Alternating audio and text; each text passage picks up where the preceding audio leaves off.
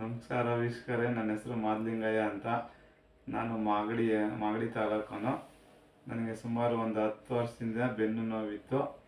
ಸುಮಾರು ಒಂದು 10-15 ಕಡೆ ತೋರಿಸ್ದೆ, ಏನೂ ಪ್ರಯೋಜನ ಆಗಲಿಲ್ಲ. ಯೂಟ್ಯೂಬಲ್ಲಿ ಡಾಕ್ಟ್ರು ಕೆ ವಿ ಮಹಾದೇವಯ್ಯ ಅನ್ನೋರನ್ನ ನಾನು ನೋಡಿದೆ. ಅವ್ರ ಹತ್ರ ಬಂದು ನಾನು ಸುಮಾರು ಒಂದು 20 ದಿವಸದಿಂದ ಟ್ರೀಟ್ಮೆಂಟ್ ತೊಗೋತಾ ಇದ್ದೀನಿ ಬೆನ್ನು ನೋವಿಗೆ. ಸುಮಾರು 100% ನನಗೆ ಬೆನ್ನು ನೋವು ಕಮ್ಮಿ ಆಗಿದೆ. ಮತ್ತು ಮಂಡಿ ಚುಕ್ಕು ನೋವು ಇತ್ತು, ಅದು ಇವಾಗಲೇ ಒಂದು 80% ಕಮ್ಮಿ ಆಗಿದೆ. ತುಂಬ ಒಳ್ಳೆ ಡಾಕ್ಟ್ರು. ತಮಗೇನಾದರೂ ಸಮಸ್ಯೆ ಇದೆ ಬಂದು ಇವ್ರ ಹತ್ರ ಟ್ರೀಟ್ಮೆಂಟ್ ತಗೊಳ್ಳಿ, ತುಂಬ ವಾಸಿ ಆಗುತ್ತೆ. 100% ಕ್ಯೂರ್ ಆಗುತ್ತೆ. ನೀವು ಮತ್ತೆ ಎಲ್ಲೇ ತೋರಿಸಿದ್ರಿ? ನಾನು ಸುಮಾರು ಒಂದು 10-15 ಕಡೆ ಹಾಸ್ಪಿಟ್ಲ್ಗಳಲ್ಲಿ ತೋರಿಸಿದ್ದೀನಿ. ಸೊ 10-15 ಕಡೆ ನಿಮ್ಗೆ ಏನಾದ್ರು ನೆನಪಿದೆಯಾ ಯಾವ ಹಾಸ್ಪಿಟಲ್ ತೋರಿಸ್ತಾ ಅಥವಾ ಎಲ್ಲೆಲ್ಲಿ ತೋರಿಸ್ತೆ ಅಂತ ಹೇಳಿ? ಇದೇ ಸೆಂಟ್ ಜಾನ್ಸ್ ಅಲ್ಲಿ ತೋರಿಸಿದ್ದೀನಿ. ಮತ್ತೆ ಇದು ಹೇಳಿ, ಪರವಾಗಿಲ್ಲ, ನೀವು ಹೇಳಿ, ಅವ್ರು ನೆನಪಲ್ಲಿಲ್ಲ ಅಂದ್ರೆ. ದಾಸರಹಳ್ಳಿಲಿ ಡಾಕ್ಟರ್ ಇದೆ, ವಿಕ್ರಮ್ ಡಾಕ್ಟ್ರು ಅಂತ ಇದ್ದಾರೆ, ಅವ್ರ ಹತ್ರ ತೋರಿಸಿದ್ದೀನಿ. ಮತ್ತು ಹನುಮಂತ ನಗರದಲ್ಲಿ ರಮೇಶ್ ಡಾಕ್ಟ್ರು ಅಂತ ಇದ್ದೀನಿ, ಅವ್ರ ಹತ್ರ ತೋರಿಸಿದ್ದೀನಿ. ಸುಮಾರು ಒಂದು 10-15 ಕಡೆ ತೋರಿಸಿದ್ದೀನಿ. ಅವರೆಲ್ಲ ಆಪ್ರೇಷನ್ ಮಾಡಿಸ್ಕೋಬೇಕಪ್ಪ ಅಂತ ಹೇಳಿದರು. ಅದಕ್ಕೆ ಆಪ್ರೇಷನ್ ಮಾಡಿಸ್ಕೊಂಡ್ರೆ ಮತ್ತೆ ಏನೋ ಪ್ರಾಬ್ಲಮ್ ಆಗುತ್ತೆ, ಒಳಗಡೆ ಏನೋ ಬೋಲ್ಟ್ ಹಾಕೆಲ್ಲ ರೆಡಿ ಮಾಡ್ಕೊಡ್ತೀವಿ, ನೀವು 15 ದಿವಸ 20 ದಿವಸ ಒಂದು 2 ತಿಂಗಳು ರೆಸ್ಟ್ ಇದ್ದರೆ ಸಾಕು, ಮತ್ತು ಮೊದಲ ಥರ ಓಡಾಡ್ಬೋದು, ನೀವು ಕೆಲಸ ಮಾಡ್ಬೋದು ಅಂತ ಹೇಳಿದ್ರು. ಅದಕ್ಕೋಸ್ಕರ ಬೋಲ್ಟ್ ಹಾಕಿದ್ರೆ ಮತ್ತೆ ಅದೇನೋ ಒಳಗಡೆ ಇನ್ಸ್ಪೆಕ್ಷನ್ ಆದರೆ ಮತ್ತೆ ಪ್ರಾಬ್ಲಮ್ ಆಗುತ್ತೆ ಅನ್ನೋಕ್ಕೋಸ್ಕರ ನಾನು ಆಪ್ರೇಷನ್ ಮಾಡಿಸ್ಕೊಂಡಿಲ್ಲ. ಇಲ್ಲಿ ಬಂದು ತೋರಿಸ್ತಾ ಇದ್ದೀನಿ 20 ದಿವಸದಿಂದ. ನನಗೆ 100% ಕ್ಯೂರ್ ಆಗಿದೆ. ನಾನು ನಿಮ್ಗೇನಾದರೂ ನಮ್ದು ಯೂಟ್ಯೂಬನ್ನ ನೋಡಿ ಬೇರೆಯವರು ಪೇಷಂಟ್ಗಳು ಬರ್ಲಿ ಅಂತ ನಿಮ್ಗೇನಾದರೂ ದುಡ್ಡು ಕೊಟ್ಟು ಏನಾದರೂ ನಿಮ್ಮನ್ನ ಕರೆಸ್ಕೊಂಡಿದ್ದೀನಾ ಅಥವಾ ನೀವು ಸತ್ಯ ಹೇಳ್ತಾ ಇದ್ದೀರಾ? ಇಲ್ಲ, ಆ ಥರ ಏನಿಲ್ಲ, ನಾನು ಸತ್ಯನೇ ಹೇಳ್ತಾ ಇದ್ದೀನಿ.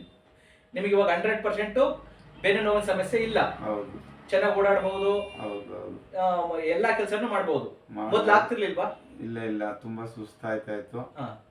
ಬಗ್ಗರು ಜಾಸ್ತಿ ಕೆಲಸ ಮಾಡೋಕ್ಕಾಗ್ತಿಲ್ಲ, ಎಷ್ಟೊತ್ತು ಮಲಿಕೊಳ್ಳೋಣಪ್ಪ ಅನಿಸ್ತಾ ಇತ್ತು. ಇವಾಗ ಆ ಥರ ಏನಿಲ್ಲ.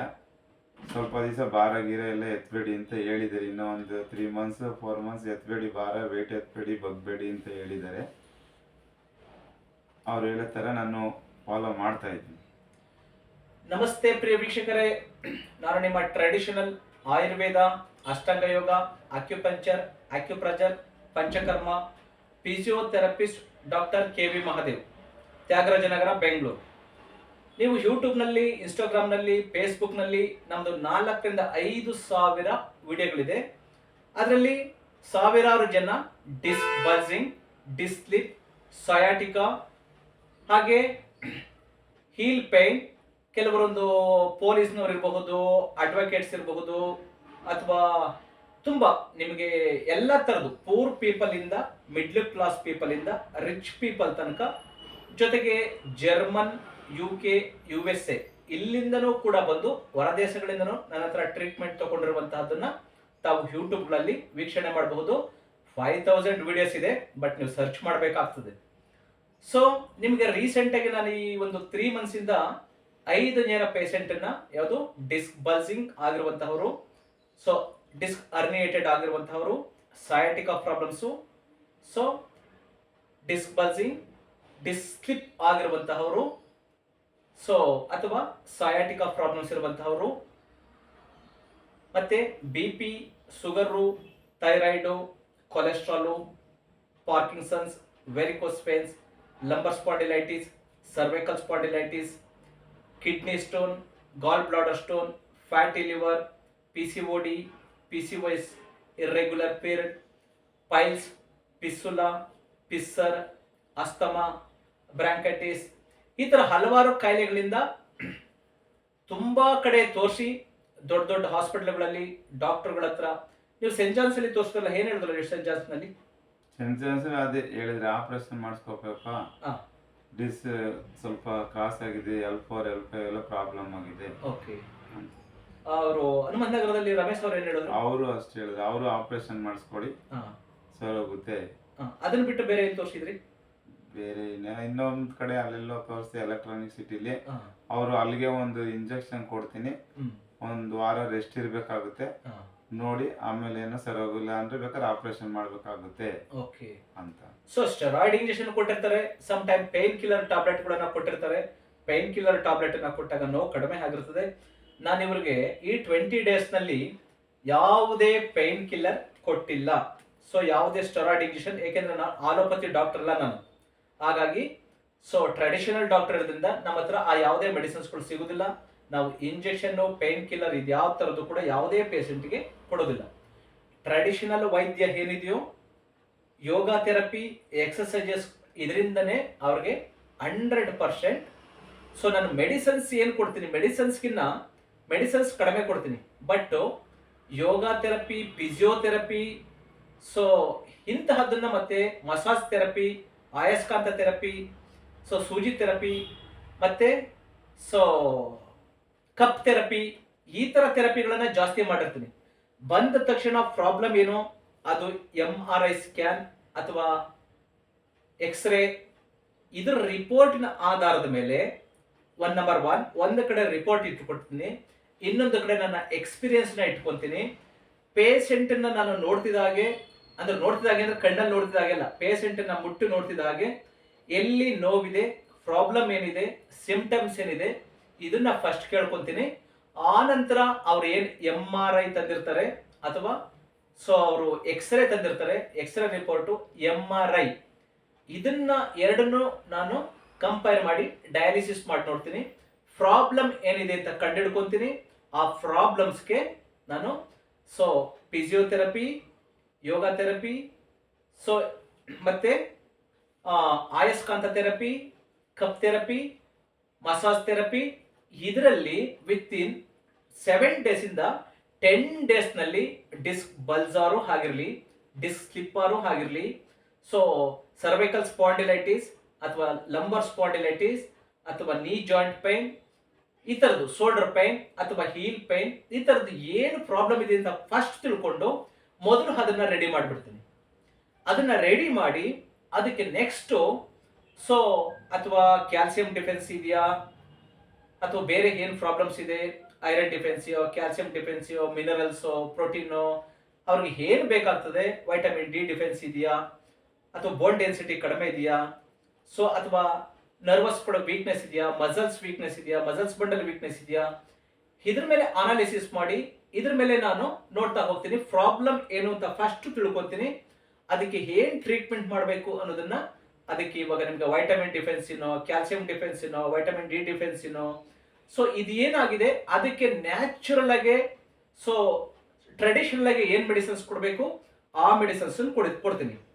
ಅದನ್ನ ಕೊಟ್ಟ ಮೇಲೆ ಇವಾಗ ನರಗಳ ವೀಕ್ನೆಸ್ ಇರ್ತದೆ, ಮಸಲ್ಸ್ ವೀಕ್ನೆಸ್ ಇರ್ತದೆ, ಅಥವಾ ಬೋನು ಡೆನ್ಸಿಟಿ ಕಡಿಮೆ ಇರ್ತದೆ, ವೈಟಮಿನ್ ಡಿ ಡಿಫೆನ್ಸಿ ಇರ್ತದೆ, ಕ್ಯಾಲ್ಸಿಯಂ ಡಿಫೆನ್ಸಿ ಇರ್ತದೆ, ಮೆಗ್ನೀಷಿಯಂ ಡಿಫೆನ್ಸಿ ಇರ್ತದೆ.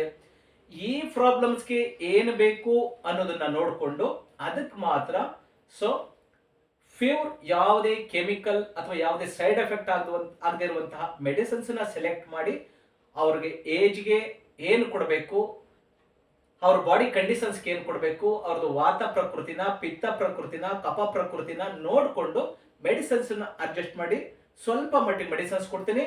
ಆ ನಂತರ ನಾನು ಜಾಸ್ತಿ ಫೋಕಸ್ ಮಾಡೋದೆ ಫಿಸಿಯೋಥೆರಪಿ ಮೇಲೆ. ಫಿಸಿಯೋಥೆರಪಿ ಇವಾಗ ಅವ್ರು ಬಂದ್ರೆ ನಾನು ಅವ್ರಿಗೆ ಒಂದು 10 ನಿಮಿಷ, ಒಂದು ಅರ್ಧ ಗಂಟೆ ನಾನು ಅವ್ರಿಗೆ ಥೆರಪಿಗಳು ಮಾಡಿದ್ರೆ ಇನ್ನು 2.5 hours ಎಕ್ಸಸೈಸಸ್ನೇ ಮಾಡಿಸೋದು. ಅದರಿಂದನೇ 100% ಕ್ಯೂರ್ ಆಗೋದು. ಫಿಸಿಯೋಥೆರಪಿ ಎಕ್ಸಸೈಸಸ್ ಮಾಡಲಿಲ್ಲ ಅಂದ್ರೆ ಮೆಡಿಸಿನ್ಸ್ ಇಂದ ಕ್ಯೂರ್ ಆಗೋದಿಲ್ಲ. ಮಸಾಜ್ ಥೆರಪಿ ಎಲ್ಲ ಇದ್ರೆ ಒಂದು 45 ಮಿನಿಟ್ಸ್ 1 hour ಆಗ್ತದೆ. 1 hour ನಾನು ಅವ್ರ ಥೆರಪಿ ಮಾಡಿದ್ರೆ ಇನ್ನು 2 hours ಅಥವಾ ಇನ್ನು 1.5 hours ಸೊ ಅವ್ರಿಗೆ ಫಿಸಿಯೋಥೆರಪಿ ಎಕ್ಸಸೈಸ್ ಇಂದನೇ ಈ ಪ್ರಾಬ್ಲಮ್ಸ್ಗಳನ್ನ ಸಾಲ್ವ್ ಮಾಡ್ತೀನಿ. ಅದು ಒಬ್ಯಾಸಿಟಿ ಆಗಲಿ ಅಥವಾ ಬೇರೆ ಯಾವುದೇ ಕಾಯಿಲೆಗಳವ್ರು ಬಂದ್ರು ನಾ ಫಸ್ಟ್ ಫೋಕಸ್ ಮಾಡೋದೇ ಫಿಸಿಯೋಥೆರಪಿ ಮೇಲೆ, ಯೋಗ ಥೆರಪಿ ಮೇಲೆ. ಸೊ ಹಾಗಾಗಿ ನನ್ನ ಹತ್ರ ಬಂದಂತಹ ಎಲ್ಲ ಪೇಷಂಟ್ಗಳು 100% ಕ್ಯೂರ್ ಆಗ್ತಾರೆ. ಸೊ ಮತ್ತೆ ನೀವು ಈಗ ಅವರೇ ಹೇಳಿದ್ದಾರೆ, ಇವರೊಬ್ಬರೇ ಇಲ್ಲ, ಹೀಗೆ ಸಾವಿರಾರು ಜನ ಪೇಷಂಟ್ಗಳು ಬರ್ತಾರೆ. ಪೇಷಂಟ್ಗಳು ನಾನು ಎಲ್ಲ ಹಾಸ್ಪಿಟ್ಲಿಗೆ ಹೋಗಿದೆ, ಯಾವ್ಯಾವ ಡಾಕ್ಟರ್ ಹತ್ರ ಹೋಗಿದೆ, ಏನೇನು ಟ್ರೀಟ್ಮೆಂಟ್ ತಗೊಂಡೆ, ಸೊ ಮೆಡಿಸಿನ್ಸ್ ಕೂಡ ಏನೇನು ತಗೊಂಡೆ, ಎಲ್ಲ ರಿಪೋರ್ಟನ್ನ ನನ್ನ ಹತ್ರ ತಗೊಂಡು ಬಂದಿರ್ತಾರೆ. ಅವ್ರು ಏನೇನು ಕೊಟ್ಟಿರ್ತಾರೆ, ಪ್ರಾಬ್ಲಮ್ಸ್ ಏನಿದೆ, ರಿಪೋರ್ಟ್ ಕೂಡ ಏನು ಹೇಳ್ತಿದೆ, ಸೊ ಅದೆಲ್ಲ ಕೂಡ ನಾನು ಸ್ಟಡಿ ಮಾಡೇನೆ ಅವರು ಟ್ರೀಟ್ಮೆಂಟ್ ಶುರು ಮಾಡೋದು. ನಂಬರ್ 1. ನಂಬರ್ 2, ಸೊ ನಂದು ಕೆಲವೊಂದು ಕಂಡೀಷನ್ಸ್ ಇರ್ತದೆ. ನಿಮಗೆ ನಾನು ಯಾವುದೇ ಸರ್ಜರಿಗಳು ಮಾಡೋದಿಲ್ಲ. ವಿತೌಟ್ ಸರ್ಜರಿ ಯಾವುದೇ ಪೇಷಂಟ್ಗಳಾಗ್ಲಿ, ಇವಾಗ ಅವ್ರಿಗೆ ಕಂಪ್ಲೀಟ್ ಬ್ಯಾಕ್, ನಾನು ಇವಾಗ ಇವ್ರನ್ನ ಯಾಕೆ ಕೆಳಗಡೆ ಕುಂಡ್ರಿಸಿದ್ದೀನಿ ಅಂದ್ರೆ ಮೇಲ್ಗಡೆ ಕುಂಡ್ರಿಸ್ಬೋದಿತ್ತು. ಕೆಳಗಡೆ ಯಾಕೆ ಕುಂಡ್ರಿಸಿದ್ದೀನಿ ಅಂದ್ರೆ ಅವ್ರಿಗೆ ಇಲ್ಲಿ ತನಕ ಕೆಳಗಡೆ ಕೂತ್ಕೊಳ್ಳೋದಕ್ಕೆ ಆಗ್ತಿರ್ಲಿಲ್ಲ. ನೀವು ಎಷ್ಟು ವರ್ಷ ಆಗಿತ್ತು ಕೆಳಗಡೆ ಕೂತ್ಕೊಂಡು, ಅಥವಾ ಎಷ್ಟು ತಿಂಗಳಾಗಿತ್ತು, ಅಥವಾ ಎಷ್ಟು ವರ್ಷ ಆಗಿತ್ತು ಹೇಳಿ? ಒಂದು 15 ವರ್ಷನೇ ಆಗಿತ್ತು ಬಿಡಿ. ನಾನು ಕೆಳಗಡೆ ಕೂತ್ಕೊಳ್ಳೋದು ಬಿಟ್ಟು ಒಂದು 5 ನಿಮಿಷನೂ ಕೂತ್ಕೊಳ್ಳೋಕೆ ಆಗ್ತಿರ್ಲಿಲ್ಲ ನಾನು. ಕೇಳಿಸ್ಕೊಡಿ, ಊಟ ಮಾಡ್ಕೊಂಡು ಎದ್ದೊಳಕ್ಕೆ ಕಾಲುಗಳೆಲ್ಲ ನೋವು ಬಂದ್ಬಿಡ್ತಾ ಇತ್ತು, ಬೆನ್ನೆಲ್ಲ ನೋವು ಬರ್ತಾ ಇತ್ತು. ಸೊ ಇದನ್ನ ಅವ್ರು ಹಾರ್ಟ್ಲಿ ಹೇಳ್ತಾ ಇರೋದು. ಈಗ ಅವ್ರು ಕುಂತ್ಕೊಳ್ಳೋಕ್ ಆಗ್ಲಿಲ್ಲ ಅಂದ್ರೆ ಅವರು ನನಗೆ ಮುಖ ಕೊಡದಂಗೆ ಹೇಳ್ತಿದ್ರು, ಡಾಕ್ಟ್ರೇ, ವೈದ್ಯರೇ, ಸೊ ನನಗೆ ನೀವು ಕುಂತ್ಕೊಳ್ಳೋಕ್ ಆಗ್ತಿಲ್ಲ, ಸುಳ್ಳು ಯಾಕೆ ಹೇಳ್ತಾ ಇದ್ರಿ, ನಾನು ಕುಂತ್ಕೊಳ್ಳೋಕ್ ಆಗ್ತಾ ಇಲ್ಲ, ಬ್ಯಾಕ್ ಅಲ್ಲಿ ಸೊಂಟದಲ್ಲಿ ಇನ್ನೂ ನೋವಿದೆ ಅಂತ ಹೇಳ್ತಾ ಇದ್ರು. ಅವ್ರಿಗೆ ಇವಾಗ ಈ ವಿಡಿಯೋ ಮುಗಿತಂಕನೂ ಕುಂಡಿಸ್ತೀನಿ. ನಾನು ಮೊನ್ನೆನೂ ಕೂಡ ಅವ್ರನ್ನ ವಾಕ್ ಮಾಡಿಸಿ, ಸೊ ಅದನ್ನು ನೋಡಿದ್ದೀನಿ, 1 hour ಕುಂಡ್ರಿಸು ನೋಡಿದ್ದೀನಿ. ಮತ್ತೆ ಇವತ್ತು ಕೂಡ ನೋಡೋಣ ಎಷ್ಟು ತನಕ ಕುತ್ಕೊಳ್ಳೋಕ್ ಆಗ್ತದೆ. ಕುಂತ್ಕೊಂಡು ಎದ್ದ ಮೇಲೆ ಮತ್ತೆ ಏನಾದ್ರೂ ಬ್ಯಾಕ್ ಪೈನ್ ಬರುತ್ತಾ, ಅಥವಾ ಹಿಪ್ ಅಲ್ಲಿ ಪೈನ್ ಬರುತ್ತಾ, S1 ಅಲ್ಲಿ, L5, L4, L3, L1, L2 ನಲ್ಲಿ ಏನಾದ್ರೂ ಪೈನ್ ಬರ್ತದಾ, ಅಥವಾ ಸಿಯಾಟಿಕಾ ಏನಾದ್ರೂ ಲೆಗ್ ಅಲ್ಲಿ, ಸೊ ಅದು ಕ್ರಾಂಪಿಂಗು ಅಥವಾ ಪಿಂಚಿಂಗು ಅಥವಾ ಆ ಥರ ಏನಾದ್ರೂ ಪ್ರಾಬ್ಲಮ್ಸು ಬರ್ತದಾ, ನೋವು ಬರ್ತದಾ, ಸೊ ಅದು ರೇಡಿಯೇಟ್ ಏನಾದ್ರೂ ಲೆಗ್ ಅಲ್ಲಿ ಬರ್ತದಾ, ಇದನ್ನ ಅಬ್ಸರ್ವ್ ಮಾಡೋದಕ್ಕೆ ಅಂತಾನು ಕುಡಿಸಿದ್ರಿ. ಸೊ ಹಾಗಾಗಿ ಯಾವುದೇ ಡಾಕ್ಟರ್ಸ್ ಹತ್ರ, ಇವಾಗ ನನ್ನ ಹತ್ರ ಬರುವಂತಹ ಎಲ್ಲಾ ಪೇಷಂಟ್ಗಳು ಯಾರು ನನ್ನ ಹತ್ರ ಡೈರೆಕ್ಟ್ ಆಗಿ ಬಂದಿರೋದಿಲ್ಲ. ಎಸ್ಟರ್ಡೇ ಒಂದು ಪೇಷಂಟ್ ಬಂದಿದ್ರು. ಸೊ ಅವ್ರು ಇಲ್ಲಿ ಕೇಳ್ತಾ ಇದ್ರು, ಸೊ ನೋಡಿ ನಾನು ನಿಮಗೆ 2-3 ಕಡೆ ನೋಡ್ಕೊಂಡು ಬಂದಿದ್ದೀನಿ, ಪ್ರಾಬ್ಲಮ್ಸ್ ಈ ತರ ತುಂಬಾ ಕ್ರಿಟಿಕಲ್ ಆಗಿದೆ, ಸರ್ಜರಿ ಕೂಡ ಮಾಡಿಸ್ಕೊಂಡಿದ್ದೀನಿ, ಅದು ಸಕ್ಸಸ್ ಆಗಿಲ್ಲ, ತುಂಬಾ ಸಿವಿಯರ್ ಪೇನ್ ಬಂದಿದೆ, ಯಾರೋ ಹೇಳಿದ್ರು ಅಂತೇಳಿ ಕಾರಲ್ಲಿ ಕರ್ಕೊಂಡು ಬಂದಿದ್ರು. ಅವ್ರು ಇಲ್ಲಿ ಬಂದ ಮೇಲೆ ಸೊ ಇನ್ಯಾರೋ ಒಬ್ರು ಅವ್ರು ಕಾಲ್ ಮಾಡಿದ್ರು. ಸೊ ಇಲ್ಲ, ನಾನು ಮೊದಲು ಒಂದು 2-3 ಕಡೆ ಆಯುರ್ವೇದ ಕಡೆ ತೋರಿಸ್ಕೊಂಡು ಬಂದೆ, ಆಯುರ್ವೇದದಲ್ಲಿ ಎಲ್ಲೂ ಸರಿ ಹೋಗ್ಲಿಲ್ಲ, ಕೊನೆಗೆ ನಾನು ಯಾರೋ ಡಾಕ್ಟರ್ ಹತ್ರ ಹೋಗಿ ಅಲ್ಲಿ ಸರ್ಜರಿ ಮಾಡಿಸ್ಕೊಂಡೆ ಅಂತ ಹೇಳ್ತಾ ಇದ್ರು. ಅಂದ್ರೆ ಇವಾಗ BA MS ಅಥವಾ MD ಅಥವಾ ಬೇರೆ ಏನ್ ಆಯುರ್ವೇದ ಡಾಕ್ಟರ್ಗಳು ಇದಾರೋ, ಅಥವಾ ನಮ್ಮ ಇಂಡಿಯಾದಲ್ಲಿ ಅಥವಾ ನಮ್ಮ ಕರ್ನಾಟಕದಲ್ಲಿ ಅಥವಾ ನಮ್ಮ ಬ್ಯಾಂಗ್ಳೂರ್ನಲ್ಲಿ, ಅವರು ನಂತರ ಯಾರನ್ನು yoga therapy, physiotherapy, cup therapy, ಆಯಸ್ಕಾಂತ ಥೆರಪಿ, ಆಕ್ಯುಪಂಚರ್, ಆಕ್ಯುಪ್ರೆಸರ್, ಸೊ ಇದನ್ನ ಬೆಳಗ್ಗೆ ಸಾಯಂಕಾಲ 2 ಟೈಮ್ ನಾನು ಒಂದು ಪೇಷಂಟ್ಗೆ ಮ್ಯಾಕ್ಸಿಮಮ್ 3 hours ಟೈಮ್ ಕೊಡ್ತೀನಿ. 2 ಟೈಮ್ ಬಂದ್ರೆ morning 2 hours, evening 2 hours, 4 hours time ಕೊಡ್ತೀನಿ.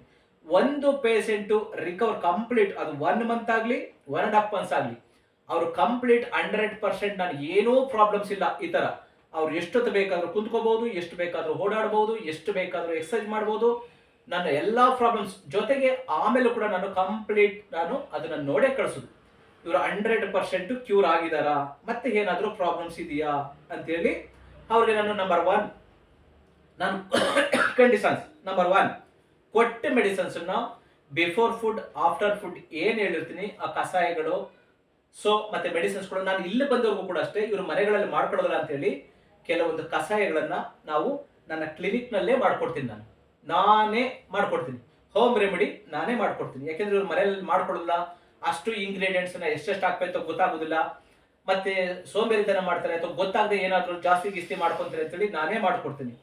ಸೊ ಹಾಗಾಗಿ ನಂಬರ್ 1 ಯಾರೇ ಬಂದ್ರು ನಂಬರ್ 1 ಅದನ್ನು ಫಾಲೋ ಮಾಡಬೇಕು. ನಂಬರ್ 2 ನಿಮ್ದು MRI ಅಥವಾ ನಿಮ್ದು CT ಸ್ಕ್ಯಾನ್ ಮಾಡಿಸ್ಕೊಂಡ್ ಬರ್ತಿರೋ, ಎಕ್ಸ್ರೇ ಮಾಡಿಸ್ಕೊಂಡ್ ಬರ್ತಿರೋ, ಅಥವಾ ರಿಪೋರ್ಟ್ ತಗೊಂಡ್ ಬರ್ತಿರೋ, ಅದು ಮಸ್ಟ್ ಅಂಡ್ ಶುಡ್ ಬೇಕೇ ಬೇಕು. ಅದನ್ನು ನೋಡದೆ ನಾನು ಏನೂ ಮಾಡೋದಿಲ್ಲ. ಸಪೋಸ್ ನಿಮ್ಮ ಹತ್ರ ಇಲ್ಲ ಅಂದ್ರೆ ಇಲ್ಲಿ ನಮಗೆ ಗೊತ್ತಿರೋ ಕಡೆ ಹಾಸ್ಪಿಟ್ಲಿಗೆ ಕಳಿಸ್ತೀನಿ, ಪ್ರಾಬ್ಲಮ್ಸ್ ಏನಿದೆ ಏನ್ ಮಾಡಬೇಕು ಅಂತ ಹೇಳ್ತೀನಿ, ಅವ್ರು ಅದನ್ನ ಎಕ್ಸ್ರೇ ಮಾಡ್ತಾರೆ, ಅಥವಾ ನಿಮಗೆ ಗೊತ್ತಿರೋ ಕಡೆ ಎಲ್ಲಿ ಬೇಕಾದ್ರೂ ಮಾಡಿಸ್ಕೊಂಡು ಬನ್ನಿ. ನನಗೆ ಯಾವುದೇ ಹಾಸ್ಪಿಟ್ಲ್ಗಳಿಂದ ಅಥವಾ ಲ್ಯಾಬೊರೇಟರಿಯಿಂದ ನಾನು ಯಾವುದೇ ಕಮಿಷನ್ ತಗೊಳ್ಳೋದಿಲ್ಲ. ಸೊ ಹಾಗಾಗಿ ನೀವು ಎಲ್ಲಿ ಬೇಕಾದ್ರೂ ಮಾಡಿಸ್ಕೊಂಡು ಬನ್ನಿ, ವಿತ್ ರಿಪೋರ್ಟ್ ಸಮೇತ ಬರಬೇಕು. ನೀವು 2 ಟೈಮ್ ಬಂದ್ರೆ ವಿತ್ ಇನ್ 15 to 20 days ನಲ್ಲಿ ನಿಮಗೆ ಕಂಪ್ಲೀಟ್, ಅದು ನಿಮ್ಮ ಬಾಯಿಂದನೇ ಇವ್ರು ಹೇಳಿದಲ್ಲಾಗೆ ನನಗೆ ಏನೋ ಪ್ರಾಬ್ಲಮ್ ಇಲ್ಲ ವೈದ್ಯರೇ, ನಾನು ಹೋಗ್ತೀನಿ ಅನ್ನೋ ತನಕ ಕೂಡ ನಾನು ಹೋಗಿ ಅಂತ ನಿಮ್ಗೆ ಹೇಳೋದಿಲ್ಲ. ದೂರದಿಂದ ಬರೋರಾದ್ರೆ ತುಂಬಾ ಜನ ಬಂದು ಟ್ರೀಟ್ಮೆಂಟ್ ತಗೊಂತಿರಲ್ಲ, ಆ ಥರ ನೀವು ನಿಮ್ಮ ರಿಲೇಟಿವ್ಸ್ ಮನೆಯಲ್ಲೋ ಅಥವಾ PG-ನಲ್ಲೋ ಅಥವಾ ಹೋಟೆಲಲ್ಲೋ ಉಳ್ಕೊಳ್ಳೋ ವ್ಯವಸ್ಥೆ ಮಾಡ್ಕೊಂಡು ಬರಬೇಕು. ಆ ಥರ ವ್ಯವಸ್ಥೆ ನಮ್ಮಲ್ಲಿ ಯಾವುದೂ ಇಲ್ಲ. ಇಲ್ಲಿ ಲೋಕಲ್ ಬೆಂಗಳೂರವರಾದ್ರೆ ನೀವು 2 wheeler ಅಲ್ಲಿ ಬರುತ್ತಾರಲ್ಲ, ನಾನು ತುಂಬಾ ಜನ ಆ ಥರ ವಾಪಸ್ ಕಳಿಸ್ಬಿಟ್ಟಿದ್ದೀನಿ, ನಾನು ಆಟೋದಲ್ಲಿ ಬರ್ತೀನಿ, 2 wheeler ಬರ್ತೀನಿ ಅನ್ನೋರನ್ನ ನಾನು ಅಕ್ಸೆಪ್ಟ್ ಮಾಡ್ಕೊಳ್ಳೋದಿಲ್ಲ. ನಾನಿಲ್ಲಿ ರೆಡಿ ಮಾಡೋದು, ಇವರು ಟೂ ವೀಲರ್ ಅಲ್ಲಿ ಎಲ್ಲ ಕುಲಿಕೊಂಡು ಅಂಪಲೆಲ್ಲ ಜಂಪ್ ಮಾಡಿಸ್ಕೊಂಡು ಮತ್ತೆ ಹೋಗುದು, ಮತ್ತೆ ಪೇನ್ ಆಗ್ತಿದೆ ಹಾಗೆ ಹೀಗೆ ಅಂತ ಬಂದ್ರೆ ನಾನು ಆ ಥರದನ್ನ ಅಕ್ಸೆಪ್ಟ್ ಮಾಡೋದಿಲ್ಲ. ನಂಬರ್ 4, ನಾನು ಹೇಳ್ಕೊಟ್ಟಿರುವಂತಹ ಫಿಸಿಯೋಥೆರಪಿ ಎಕ್ಸರ್ಸೈಸಸ್ ಅನ್ನ ಯಾವುದೇ ಕಾರಣಕ್ಕೂ ನೀವು ಊಟ ನಿದ್ರೆ ಏನೇ ಬಿಟ್ರು ನಾನು ಹೇಳ್ಕೊಟ್ಟಿರುವಂತಹ ಫಿಸಿಯೋಥೆರಪಿ ಎಕ್ಸರ್ಸೈಸಸ್ ನ 6 ತಿಂಗಳು 6 ಮಂತ್ ರೆಗ್ಯುಲರ್ ಆಗಿ ಮಾಡಬೇಕು. ನಂಬರ್ 5, ನಾನು ಯಾವ ಪೋಸ್ಟರ್ ಅಲ್ಲಿ ಮಲ್ಕೋಬೇಕು ಅಂತ ಹೇಳಿರ್ತೀನಿ ಅದೇ ಪೋಸ್ಟರ್ ಅಲ್ಲಿ ಮಲ್ಕೋಬೇಕು. ಅದನ್ನ ಬಿಟ್ಟು ನಿಮ್ಗೆ ಇಷ್ಟ ಬಂದಂಗೆ ಮಲ್ಕೋಬಾರ್ದು. ಬೆಡ್ ಮೇಲೆಲ್ಲ ಸಾಫ್ಟ್ ಆಗಿರೋ ಬೆಡ್ ಮೇಲೆ ಮಲ್ಕೋಬಾರ್ದು. ಮತ್ತೆ ನಿಮ್ಗೆ ರೈಟ್ ಸೈಡ್ ಅಲ್ಲಿ ಮಲ್ಕೋಬೇಕಾದ್ರೆ ಹೇಗ್ ಮಲ್ಕೋಬೇಕು, ಲೆಫ್ಟ್ ಸೈಡ್ ಪೊಸಿಷನ್ ಹೇಗ್ ಮಲ್ಕೋಬೇಕು, ಬೆನ್ ಮೇಲೆ ಮಲ್ಕೊಂಡ್ರೆ ಹೇಗ್ ಮಲ್ಕೋಬೇಕು, ನೀವು ಹೊಟ್ಟೆ ಕೆಳಗಡೆ ಮಾಡಿ ಮಲ್ಕೊಂಡ್ರೆ ಹೇಗ್ ಮಲ್ಕೋಬೇಕು, ಇದೆಲ್ಲ ನಾನು ಹೇಳ್ಕೊಟ್ಟಿರ್ತೀನಿ. ನೀವು ಅದೇ ತರ ಫಾಲೋ ಮಾಡಬೇಕು. ಈ ಕಂಡೀಷನ್ಸ್ ಕೂಡ ಮೈಂಡ್ ಅಲ್ಲಿ ಇಟ್ಕೊಳ್ಳಿ. ನಂಬರ್ 6, ಬೆಲ್ಟ್ ನ ನೀವು ಮಲ್ಕೊಳ್ಳುವಾಗ ತೆಗಿರಿ. ಡೇ ನಲ್ಲಿ ಬೆಲ್ಟ್ ನ ಟೈಟ್ ಆಗಿ ಹಾಕೋಬೇಕು, ಒಳ್ಳೆ ಬೆಲ್ಟ್ ಹಾಕೊಂಡಿರ್ಬೇಕು. 6 ಮಂತ್. ಮತ್ತೆ ತುಂಬಾ ದಪ್ಪ ಇರೋರು, ಇವರನ್ನ ಸಣ್ಣ ಇದ್ದಾರೆ ಇಟ್ಸ್ ಓಕೆ. ತುಂಬಾ ದಪ್ಪ ಇರೋರು ವೈಟ್ ರೆಡ್ಯೂಸ್ ಮಾಡ್ಕೋಬೇಕು, ಡಯಟ್ ಗಳನ್ನ ಫಾಲೋ ಮಾಡಬೇಕು. ಇಷ್ಟು ನನ್ನ ಕಂಡೀಷನ್ಸ್. ಈ ಕಂಡೀಷನ್ಸ್ಗೆ ನಿಮ್ಗೆ ವಿತೌಟ್ ಸರ್ಜರಿ ನನಗೆ ಲಕ್ಷ ನನಗೆ ದುಡ್ಡು ಖರ್ಚಾಗೋದು ಬೇಡ, ಮತ್ತೆ 6 ಮಂತ್ ನಾನು ರೆಸ್ಟ್ ಮಾಡೋದು ಬೇಡ, ಮತ್ತೆ ಪ್ಲೇಟು ರಾಡು ಸ್ಕ್ರೂ ಎಕ್ಸೆಟ್ರಾ ಇದೆಲ್ಲ ನನಗೆ ಬೇಕಾಗಿಲ್ಲ. ಅದು ಸಕ್ಸಸ್ ಆಗ್ಬಹುದು ಅಥವಾ ಆಗದೆ ಇರಬಹುದು. ಅದರಿಂದ ನೆಕ್ಸ್ಟ್ ಬೇರೆ ಬರೆದು ನಮ್ಮ BM ಹೆಗಡೆ ಅವರು ಹೇಳಿರ್ತಾರೆ ನೋಡಿ. ಬ್ಯಾಕ್ ಪೈನ್ಗೆ ಸರ್ಜರಿಗೆ ಅಂತ ಹೋದ್ರೆ ಏನೆಲ್ಲ ಪ್ರಾಬ್ಲಮ್ಸ್ ಬಂತು ಅಂತೇಳಿ ಅವ್ರದ್ದೊಂದು ವಿಡಿಯೋಗಳನ್ನ ನೋಡಿ. BM ಹೆಗಡೆ ಅವ್ರದ್ದು ಮತ್ತೆ ನಮ್ಮ ಡಾಕ್ಟರ್ ರಾಜು ಅವ್ರದ್ದು. ಇಲ್ಲೇ ನಮ್ಮ ಬೆಂಗಳೂರಿನಲ್ಲಿ ಇದ್ದಾರೆ. ಮೂಡ್ಲಪಾಳ್ಯದ ನಾಗರಬಾವಿನಲ್ಲಿ ಅವರು, ಮತ್ತೆ ಡಾಕ್ಟರ್ ಖಾದರ್, ಮತ್ತೆ ನಮ್ಮ ಜಯದೇವದ ಮಂಜುನಾಥ್ ಸರ್, ಇಂಥವರೆಲ್ಲ ಮತ್ತೆ ಆ ಥರದವ್ರು ತುಂಬಾ ಜನ ಡಾಕ್ಟರ್ಸ್ ಇದ್ದಾರೆ. ಆನೆಸ್ಟಾಗೆ ಮತ್ತೆ ನಮ್ಮ ಅಂಜನಪ್ಪ ಅವರು, ಕಿಮ್ಸ್ ಅವರು, ಇವರೆಲ್ಲ ಆನೆಸ್ಟಾಗೆ ಕೆಲವೊಂದನ್ನ ಜನಕ್ಕೆ ಇವಾಗ ನಾನು ಹೇಗೆ ಹೇಳ್ತಿದ್ದೀನೋ ಓಪನ್ ಆಗಿ ಹೇಳ್ತಾರೆ. ನೀವು ಟ್ರೆಡಿಷನಲ್ ಡಾಕ್ಟರ್ ಹತ್ರ ಹೋಗ್ತಿರೋ, ನಾಟಿ ವೈದ್ಯರ ಹತ್ರ ಹೋಗ್ತಿರೋ, ಪಾರಂಪರಿಕರ ಹತ್ರ ಮಾಡಿಸ್ಕೊತಿರೋ, ಅಥವಾ ಹಾಲೋಪತಿಗೆ ಹೋಗ್ತಿರೋ, ಹೋಮಿಯೋಪತಿಗೆ ಹೋಗ್ತಿರೋ, ಅದು ನಿಮಗೆ ಸಂಬಂಧಪಟ್ಟಿದ್ದು ನಿಮ್ಮ ಇಷ್ಟ. ಬಟ್ ನನ್ನ ಹತ್ರ ಬರೋರು ನಂದು ಟ್ರೆಡಿಷನಲ್ ಆಯುರ್ವೇದ. ನನ್ನ ಹತ್ರ ಬರೋರಿಗೆ ಈ ಕಂಡೀಷನ್ಸು ನಿಮ್ಗೆ ಆ ಥರ ಪ್ರಾಬ್ಲಮ್ಸ್ ಆಗಬಾರ್ದು ಅಂದರೆ ನನ್ನ ಕಂಡೀಷನ್ಸ್ ಈ ಥರ ಇದೆ. ಹಾಗಾಗಿ ನೀವು 2 ಟೈಮ್ ಬರ್ತೀವಿ ಅಂದರೆ ವಿತಿನ್ 15 ಡೇಸ್ನಲ್ಲಿ ಅಮ್ಮಮ್ಮ ಅಂದ್ರೆ ನೀವು ಸರಿಯಾಗಿ ಫಾಲೋ ಮಾಡ್ತೀರಾ ಅಂದರೆ 20 ಡೇಸ್ನಲ್ಲಿ 100% ಕ್ಯೂರ್ ಮಾಡ್ಕೊಡ್ತೀನಿ.